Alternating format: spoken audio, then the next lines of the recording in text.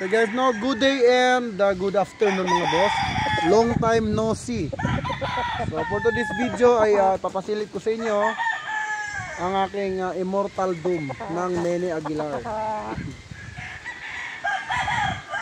Broodstag ito guys. Ang ganda ng mukha niya, oh. Yung talong niya ay yung tayo.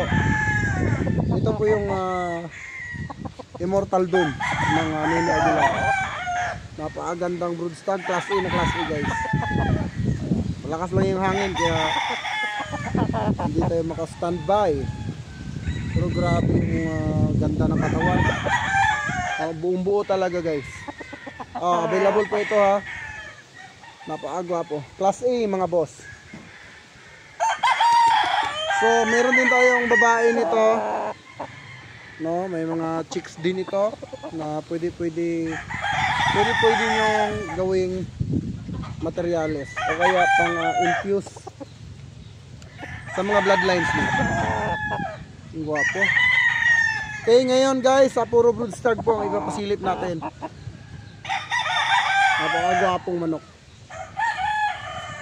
Next naman mga idol, silip tayo. Okay guys, ito naman yung Gen Arayata Black Doom.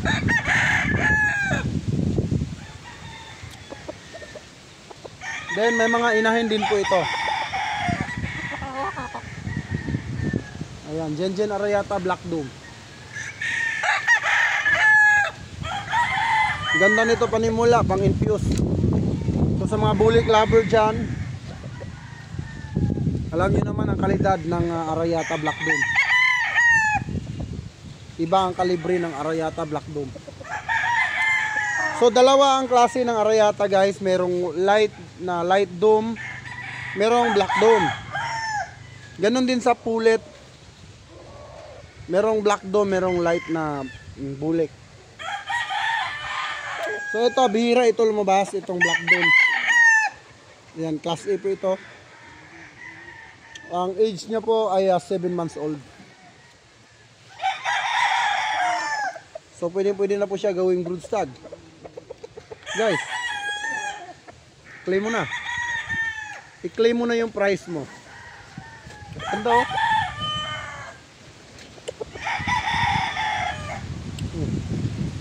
Pakita naman natin yung NUDC natin na bulik. Lakas nga lang ng hangin. Napakagwapo, tsaka yung mata niya buong buo. Buong buo guys, ayan o.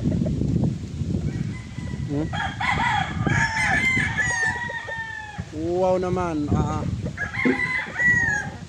Pakita natin yung NUDC na broodstag. Class A din. Guys, ito naman yung NUDC Watamu. Siya po ay 8 months old. Guwapo. Signature line po ito ng NUDC. Golden Dome. White pit.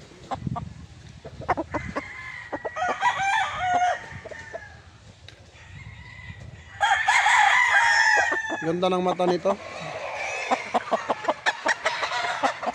Pulang-pula.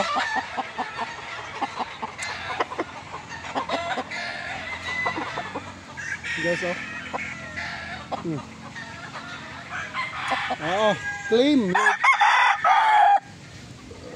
Claim your price. Pogi nito. May babae din to mga boss. Ganda ng sukat.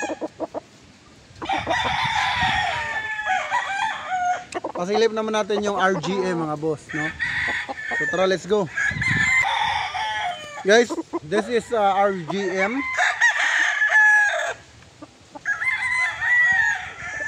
Guwapo din. Grabe yung eyes.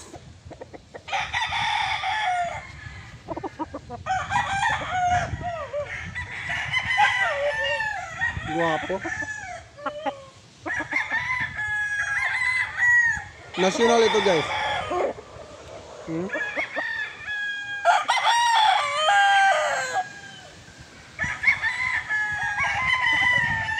Iba-iba ang kulay nila. Iba-iba kasi yung may-ari ng broodcock. At kung ano nga yung, gaya nga ng sinabi ko, kung ano yung kinuha natin sa farm, yun na rin yung binibreeds natin, no? So hindi tayo naghahalo-halo o nagmi-mix. So kumuha tayo sa NUDC lang din. Kumuha tayo sa Nene Aguilar lang din. Kumuha tayo sa Gengen Arayata lang din. Kumuha tayo sa RGM lang din. So kayo na po mismo yung mag-mix, no? Kasi ako breeder kasi yung binibentahan ko ng manok natin, no? So gusto ko si breeder na mismo yung mag-mix. Pinapadami ko lang yung manok ng mga sikat. Tsaka ako binibenta ng super affordable. So, kaya kung makikita nyo yung quality, napakagwapo. Ayan, national born ko ito. Talagang clear copy mga idol, no? Kaya hindi po ako naghahalo dahil gusto ko ma-adapt ng anak yung postura nung ama. Ngayon pagka na-adapt na nila, so yun naman yung ina-out ko, yung mga anak. And then yun, bahala na si breeder. So yun lang mga boss, maraming salamat and God bless you all mga boss. Mabuhay ang bayan sa Bungero.